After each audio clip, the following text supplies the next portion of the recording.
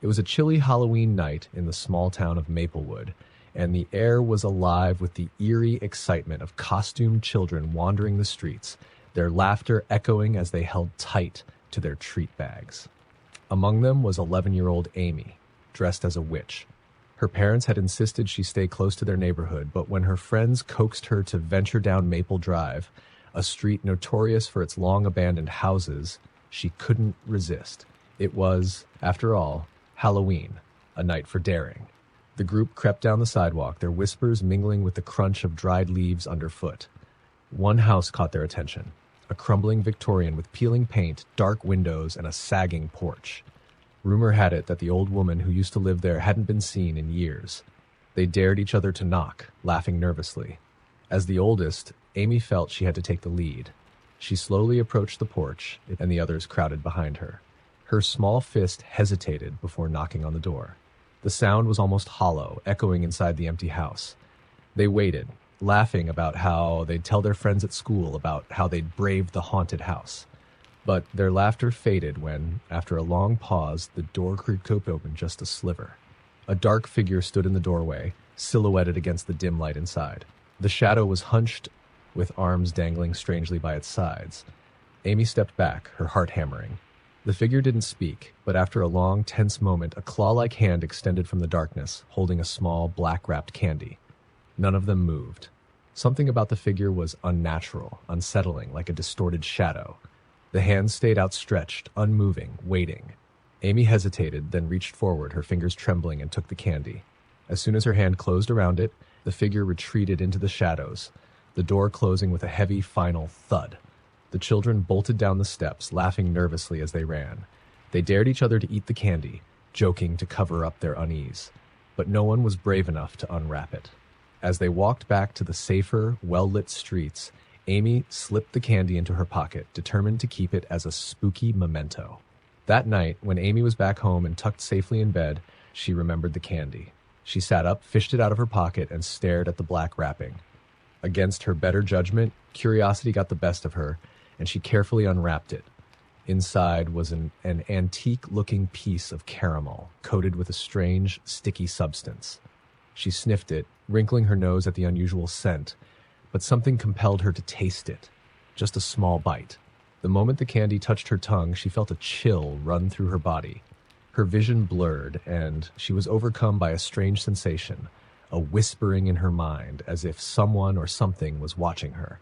The feeling only lasted a few seconds, but she felt oddly drained. Amy threw the rest of the candy in her trash and climbed back into bed, telling herself it was all in her imagination. But the next morning, things began to change. She woke to find a small black mark on her hand, almost like a bruise. It was shaped like a handprint, but tiny and delicate, as if a child had gripped her hand with unusual strength. She tried to wash it off, but it wouldn't fade. As the days went by, Amy started feeling a strange presence around her. She'd catch glimpses of a dark figure in her peripheral vision, but whenever she turned to look, there was nothing there. Her friends noticed her becoming distant and pale, shadows forming under her eyes as if she hadn't slept in days. One night, she woke suddenly, feeling icy fingers gripping her hand. Her room was pitch black, yet she sensed a figure standing beside her bed, watching her. Heart pounding, she tried to scream, but no sound escaped her lips. The figure leaned closer, and she could smell the faint scent of caramel mixed with something rotten. Her parents found her the next morning, huddled under the covers, pale and trembling.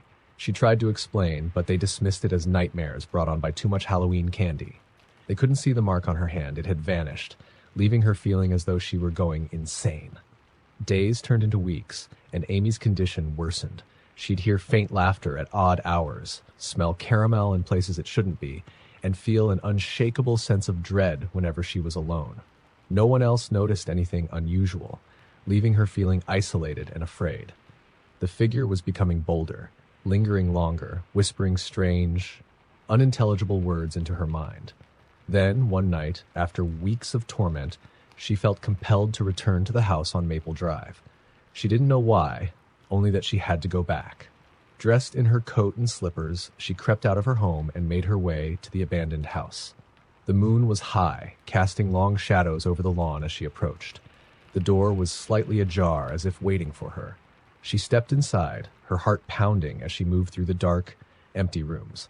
Everything was still, dust coating the old furniture, cobwebs draping the corners. She was alone, or so she thought. Just as she turned to leave, a figure appeared in front of her, blocking her path. It was the same shadowy figure from Halloween night, its form shifting and unnatural. But now, in the faint moonlight streaming through the window, she could see its face, sunken, hollow eyes, a twisted grin that seemed to stretch far too wide. "Thank you for coming back, Amy," it whispered in a raspy voice that sent chills down her spine. It's so much harder to find willing visitors these days. Amy tried to scream, but her voice caught in her throat. The figure reached out, its bony fingers grazing her cheek, leaving a trail of cold that seeped into her skin. And as it touched her, memories flooded her mind, not hers, but of others who had come to the house before her, who had taken the same candy, seen the same shadowy figure, felt the same creeping terror. They had all vanished without a trace. As she stood there, paralyzed, the figure leaned close, whispering, "You belong here now." The last thing she saw was the door closing, sealing her fate within the house.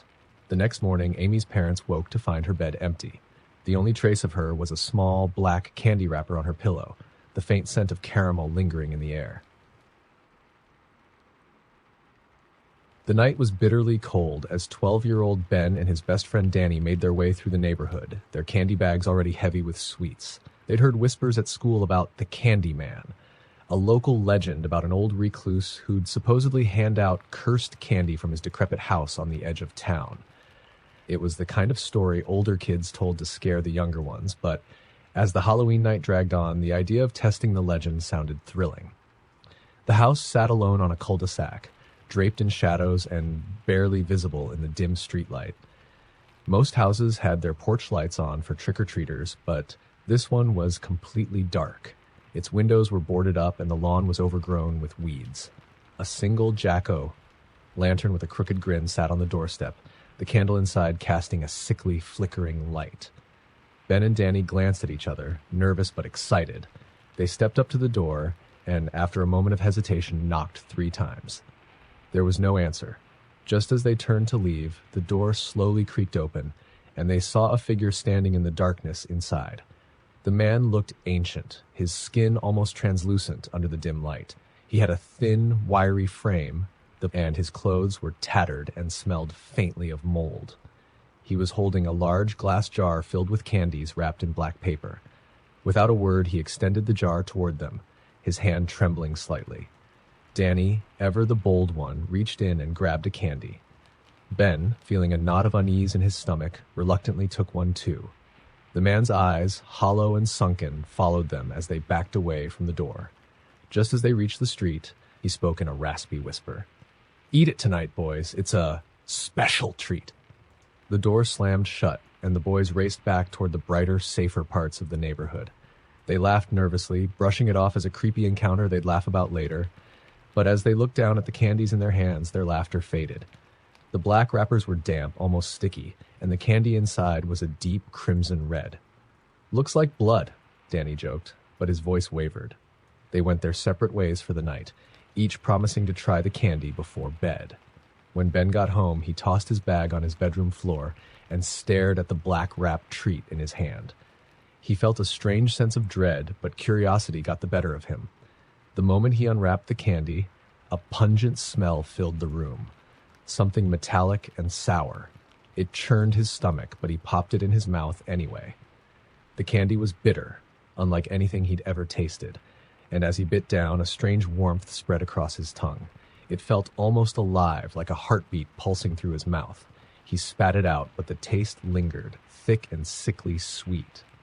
That night, Ben had the worst nightmares of his life. He saw himself trapped in a dark, endless hallway, hearing faint whispers and soft, muffled cries. Figures lurked in the shadows, their faces obscured, watching him with hollow, vacant eyes. He tried to scream, but his voice was gone. One of the figures stepped forward, its hand outstretched, holding a familiar black-wrapped candy. He woke up drenched in sweat, gasping for breath. His clock read 3:15 a.m., and his room was filled with the same metallic smell from the candy. Heart-pounding, he stumbled to the bathroom to splash water on his face, trying to shake off the lingering terror of the dream. But when he looked up into the mirror, he froze. His reflection didn't look right. His skin was pale, almost gray, and his eyes were sunken, ringed with dark circles. And then as he watched, his reflection tilted its head, moving on its own. Ben stumbled back, his heart hammering, but his reflection remained where it was, staring at him, eyes narrowing with a strange, mocking smile. "Thanks for letting me in," it whispered, lips moving slowly. With a gasp, Ben bolted out of the bathroom and ran back to his room. He tried to convince himself it was all in his head, just a hallucination from lack of sleep. He climbed back into bed, his hands trembling as he pulled the covers over his head. The next morning, he woke to the sound of his mother calling him for breakfast. Relieved that the night was over, he jumped out of bed, only to find a black candy wrapper lying on his pillow. Meanwhile, across town, Danny's parents were knocking on his bedroom door, concerned. He hadn't come down for breakfast, and he wasn't answering their calls. When they finally opened the door, they found his bed empty, his room cold and silent. The only clue was a faint, metallic smell lingering in the air and a single piece of candy lying on the floor, its black wrapper glistening in the early morning light. Danny was never seen again. And as for Ben, he was never quite the same. He became quiet, withdrawn, and his once bright eyes had turned dark and hollow. Sometimes, at school, his friends would notice him talking to himself, his lips moving as if he were whispering secrets. And every Halloween, Ben would leave a single black-wrapped candy on his doorstep, a silent offering to whatever dark presence had taken his friend and left him haunted. Some say that if you eat candy from the Candyman, he takes something from you, your voice, your reflection, or perhaps, like Danny, your very soul. Halloween night in Grayshade was always a big event.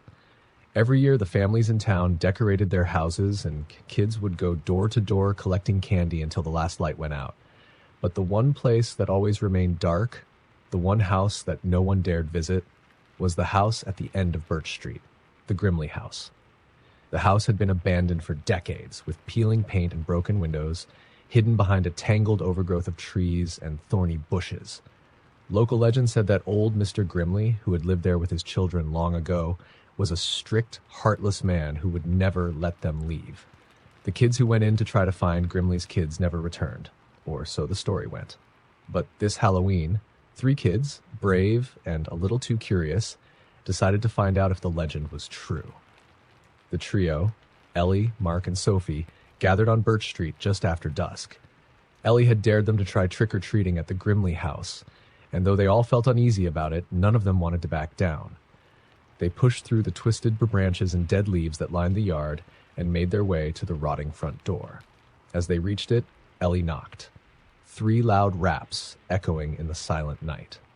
They waited, half expecting nothing to happen, when suddenly the door creaked open just an inch. The inside was pitch dark, the kind of darkness that felt heavy, like it could swallow you whole. Still, feeling emboldened, Ellie led the way in, her small flashlight casting a feeble glow that barely pierced the darkness. Inside, the air was stale and cold, smelling faintly of mildew and something else, something that made them shiver. They called out, "Trick or treat," in voices that sounded too loud in the silence.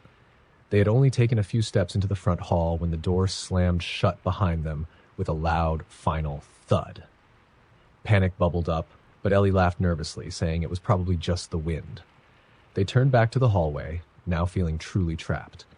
As they moved forward, the dim light of Ellie's flashlight landed on the first unsettling thing they noticed. Portraits.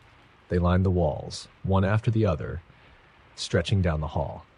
The children in the portraits looked strangely familiar, dressed in old-fashioned clothes, each face pale and unsmiling. Mark squinted at one of the paintings. That kid looks like Jason Mullins, the kid who disappeared from my brother's class 2 years ago," he whispered. Ellie shook her head. "It's just a coincidence," she said, though her voice was trembling. "Let's keep going." They edged forward, but the floor seemed to stretch endlessly before them, each step echoing back as if they were walking deeper into a tunnel. As they passed the portraits, each child's eyes seemed to follow them, expressionless, yet somehow aware. They looked at each other with wide eyes, fear creeping into their hearts. The hall finally opened into a large, dimly lit room. A single bare light bulb hung from the ceiling, casting weak, yellowish light over what looked like an ancient dining room, dust covering every surface. But as they stepped further in, they saw that the table was set with 3 places, each with a tarnished silver plate and a single perfect piece of candy in the center. What is this?" Sophie whispered, looking at her friends. Before any of them could answer, a voice broke the silence, low, gravelly, and coming from somewhere in the dark corner of the room. "Welcome, children. You're just in time for supper." The kids froze, their eyes darting around, trying to locate the source of the voice. A figure slowly stepped out of the shadows, a tall, gaunt man in an old moth-eaten suit, his eyes dark and sunken. His skin was pale, almost sickly, and his thin lips stretched into a smile that was anything but warm. "You came to my house for a treat, didn't you?" he rasped, his voice dripping with mock kindness. Ellie mustered her courage and nodded. We were just leaving, actually." "Oh, I insist you stay," he replied, his smile widening. "We don't get many visitors, you see. It's so very lonely here." He gestured to the table where 3 tall, dark figures had silently appeared, each sitting rigidly in the dining chairs, faces blank and empty. The children gasped as they recognized them. They were kids from town, children who had gone missing over the years, their eyes hollow, their faces frozen in unnatural smiles. The man gestured to the empty chairs at the table. "Why don't you sit with us, and have a little candy?" His eyes glinted with a cold, malicious gleam. Mark turned to run, but as he looked back, the hallway was gone. Instead, they were surrounded by mirrors, each showing twisted reflections of themselves, faces distorted and stretched, expressions frozen in fear. "Come now, don't be rude. I made this candy just for you," the man said, his voice growing colder. Ellie's hands were shaking as she turned to her friends. We have to eat the candy. Maybe that's the only way out." Sophie shook her head. "What if it's a trick? We don't know what he's going to do." But as the man's figure began to grow taller, casting a dark shadow that seemed to close in around them, they knew they didn't have a choice. Trembling, they each picked up the candy in front of them, unwrapped it, and put it in their mouths. The taste was like nothing they'd ever experienced. Bittersweet, metallic, with an aftertaste of something decayed. It filled their mouths, coating their tongues until they felt an icy chill spread through their veins. Their heads began to spin, and everything around them started to blur. When they opened their eyes, they were back outside, standing in front of the Grimley house. But something was wrong. The air felt heavy, and everything around them was tinted a dull gray. People walked down the street, but they didn't seem to notice them. The kids shouted, tried to get someone's attention, but no one seemed to hear. It was only then, as they looked around, that they noticed something truly chilling. Across the street, on a lamppost, were 3 posters, their own missing posters, each with their photos labeled with the word "missing" in bold letters. Desperate, they ran back up to the Grimley house, hoping to reverse whatever had happened. But when they arrived at the porch, they were met with the sight of the old man standing in the window, smiling down at them, eyes full of satisfaction. And from inside, the door opened just a crack. They heard his voice, barely above a whisper. "Happy Halloween, children." In the town of Cold Springs, Halloween was a time of celebration, but there was one unspoken rule. No one trick-or-treated past the edge of town, where the road gave way to dense woods. Stories had circulated for years about the woodsman, a local legend of a sinister figure said to roam the forest, luring lost souls deeper into the trees with promises of treats. Most people dismissed it as a ghost story, a way to keep kids from wandering too far into the woods. But every few years, someone would disappear near Halloween, never to return. This year, 14-year-old Mia and her brother Luke decided to test the legend. They were tired of the same old route, and the idea of venturing into forbidden territory thrilled them. As the full moon rose, they followed the path out of town, past the last houses and toward the woods. It was silent, the only sound their footsteps crunching through the fallen leaves. The further they walked, the darker it grew. Soon, they were surrounded by towering trees that cast long, twisted shadows across the ground. Luke's flashlight flickered, casting an eerie glow over the path. They laughed nervously, daring each other to keep going, but as they rounded a bend, they saw something that made them freeze. A small, hand-painted sign stood on the side of the path, its letters barely visible in the dim light. "Welcome, trick-or-treaters. Keep going for a special treat." They exchanged glances. No one had mentioned anything about a sign in the stories. But Curiosity got the best of them, and they kept walking, the path winding deeper into the forest. Soon they came upon another sign, this one larger and more ornate, with an arrow pointing further down a narrow trail. The sign read, "Only the bravest make it this far. One final treat awaits." Mia hesitated, a chill creeping down her spine. "Maybe we should go back, Luke. This doesn't feel right." But Luke grinned, pretending to be fearless. "Come on, Mia. Don't chicken out now. We'll be legends. We're already halfway there." Reluctantly, Mia followed, the crunch of leaves underfoot feeling heavier with each step. The trees around them seemed to close in, the branches forming dark skeletal fingers reaching out from the shadows. And then, just as they thought they'd reached a dead end, they saw it. A small cabin in a clearing, light pouring from its windows. The cabin was old, with moss growing over its cracked wooden beams, but on the porch sat a huge bowl of candy, glistening under the light of the lanterns hanging above. Mia felt a shiver of excitement and dread. Do you think it's for us?" she whispered. Luke nodded, eyes wide. "There's no one else out here. This is it, the woodsman's candy."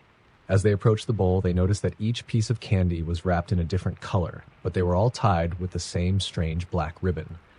They reached out to take a piece each, their hands trembling, when a voice behind them made them jump. "Help yourself, children," the voice said, smooth and deep, with a hint of laughter. They spun around, but there was no one there, only the dark woods stretching endlessly behind them. Luke forced a laugh. "It's just a recording or something, Mia. Come on." He took a piece of candy and unwrapped it, popping it into his mouth. Mia hesitated, but did the same, her hands cold as she undid the ribbon and unwrapped the sweet. The candy was rich and sweet, but there was something odd about the flavor, something almost metallic that left an aftertaste on her tongue. They exchanged uneasy glances, but as they turned to leave, a sudden dizziness washed over Mia. She felt lightheaded, her vision blurring as she stumbled, grabbing Luke's arm. "Are you feeling that?" she whispered. Luke's face looked pale, his eyes wide. "Yeah, it's like He didn't finish his sentence. They both collapsed onto the ground, the forest spinning around them, shadows swirling like a dark fog. They struggled to stay awake, but the world faded to black, and soon they were unconscious.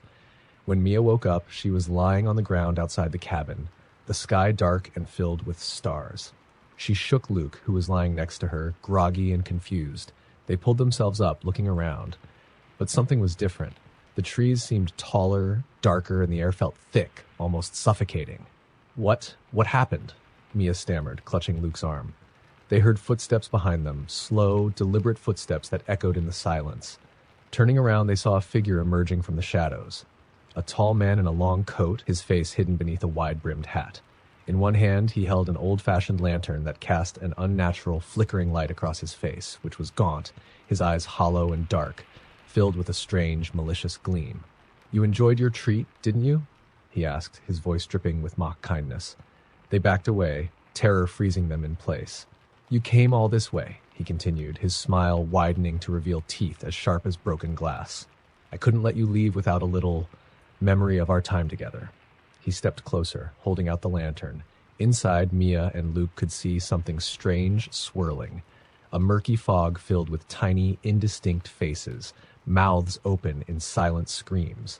They felt an unbearable pull toward the lantern, a force that seemed to drain the air from their lungs, pulling their very souls toward it.